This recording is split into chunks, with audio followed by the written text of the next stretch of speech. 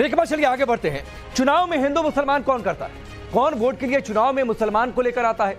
किसके लिए तुष्टीकरण मजबूरी है और क्यों इस देश की आस्था में समाये राम से दूरी बनाई जा रही है? आज महाराष्ट्र की रैली में प्रधानमंत्री मोदी ने 14% आबादी पर बंटवारे की पॉलिटिक्स करने वालों की न सिर्फ कड़ी क्लास ले ली, बल्कि वो वजह भी बता दी। देखिए इंडी गठबंधन की वोट बैंक पॉलिटिक्स पर हमारी ये एक्सक्लूसिव रिपोर्ट। एक तरफ है जनता जनार्दन वाला,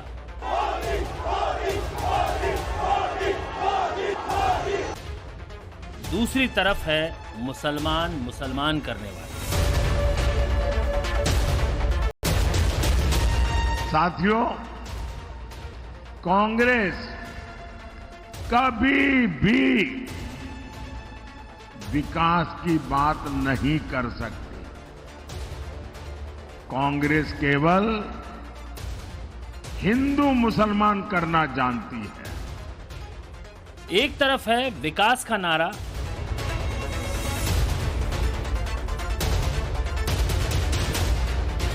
अरे मोदी तो ये जो हिंदू मुसलमान के नाम पर देश को तोड़ने वाले लोग हैं ना, उनका कच्चा चिट्ठा खोल रहा है। दूसरी तरफ है अपने वोट को देखने वाला।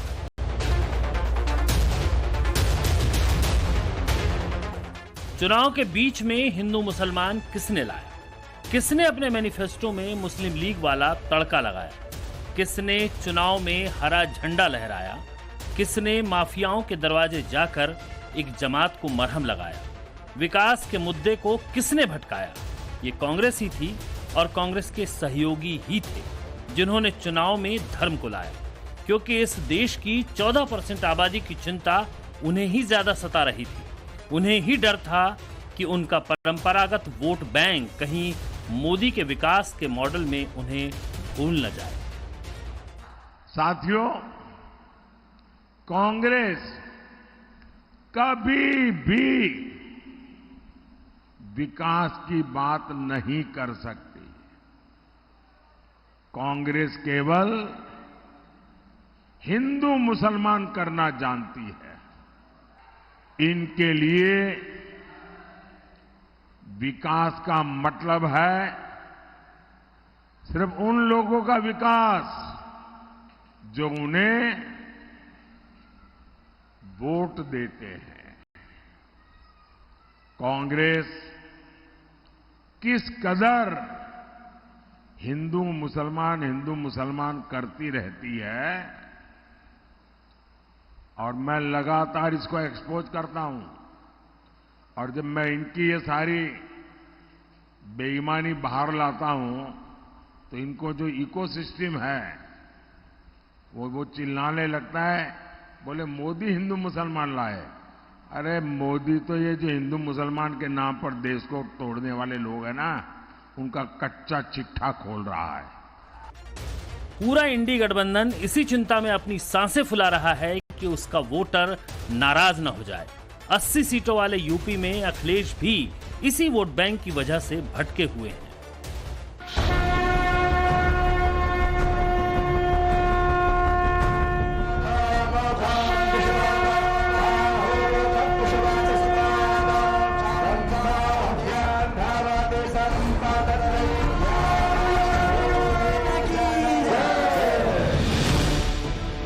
अभी बाराबंकी के बॉर्डर पे जा रहे हैं।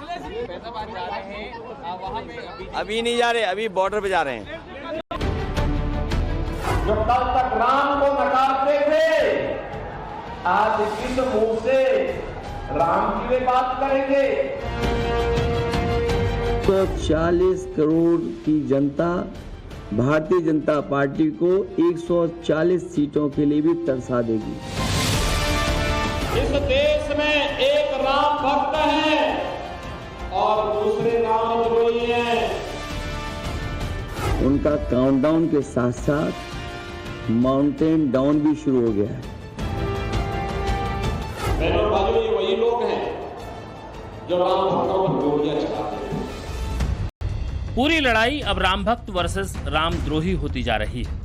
बयानों से और आचरण से जो सियासत दिख रही है वो वोटों के ध्रुवीकरण की तरफ मुड़ चुकी है। एक तरफ राम को लाने वाले हैं तो दूसरी तरफ राम को नकारने वाले। जो राम को लाने वाले हैं वो 140 करोड़ के इस देश में 400 पार के आत्मविश्वास के साथ आगे बढ़ रहे हैं। पूर्ण बहुमत प्राप्त कर चुके हैं और आगे की लड़ाई 400 पार करने की है। लेकिन विपक्ष बड़ी आबादी की आस्था को चोट पहुंचाने के बाद भी इस कामना में लगा है कि राम को लाने वालों का ये रथ किसी तरह रुक जाए। 140 करोड़ की जनता भारतीय जनता पार्टी को 140 सीटों के लिए भी तरसा देगी। भारतीय जनता पार्टी का रथ फंस नहीं गया है, धंस गया है। देश की जनता बदलाव चाहती है, वो बदलाव 4 जून को आने वाला है। इंडिया गठबंधन की सरकार बनेगी।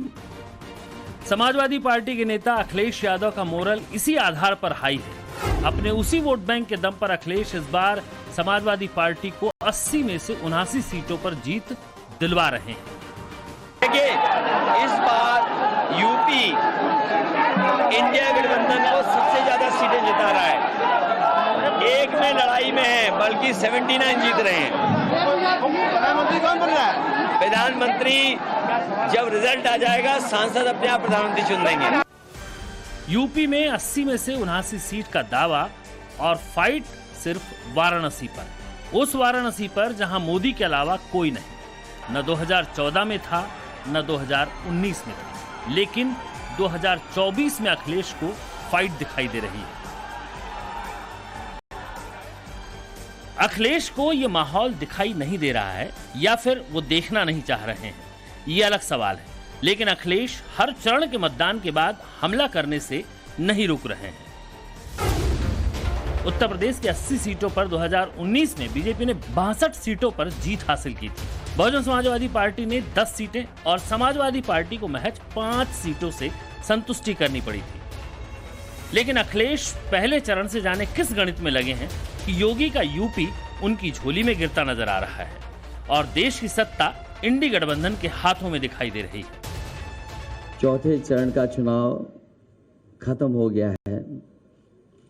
भारतीय जनता पार्टी का झूठ जितना पहाड़ चढ़ना था, पहाड़ चढ़ चुका है। चोटी से अब उतरना शुरू हो गया है, अब लुढ़कना शुरू हो गया है। उनका काउंटडाउन के साथ साथ माउंटेन डाउन भी शुरू हो गया है। मैं अपने प्रेस के साथियों को भी 4 जून के जो सुनहरा समय आने वाला है उसके लिए बधाई दूंगा कि उस दिन फ्रीडम ऑफ प्रेस का दिन भी होगा। हालांकि 4 जून के नतीजों का अंदाजा ना अखिलेश लगा सकते हैं ना कोई और लगा सकता है।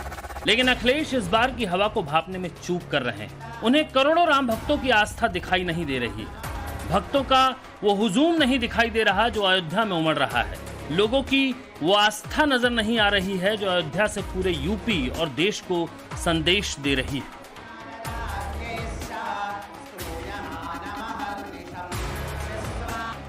अखिलेश और अखिलेश की पार्टी के नेताओं के साथ उनके इंडी गठबंधन ने रामलला और हिंदुओं की आस्था के साथ जो बयानबाजी करके खिलवाड़ किया, वो हो सकता है इनके लिए अच्छे नतीजे ना लेकर आए। एक राम भक्त उत्साहित है, उमंग में है, और दूसरी तरफ रामद्रोही है। वे ना खुश हैं, कहते हैं राम मंदिर बेकार बना। बहनों और भाइयों, ये वही लोग हैं जो राम भक्तों पर गोलियां चलाते थे।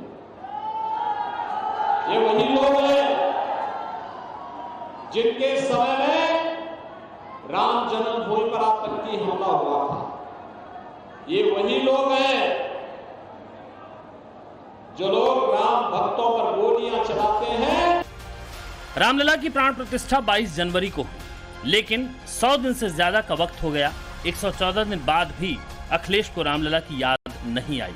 ये सवाल कोई पूछे ना पूछे, लेकिन राम में आस्था रखने वाले तो जरूर पूछेंगे।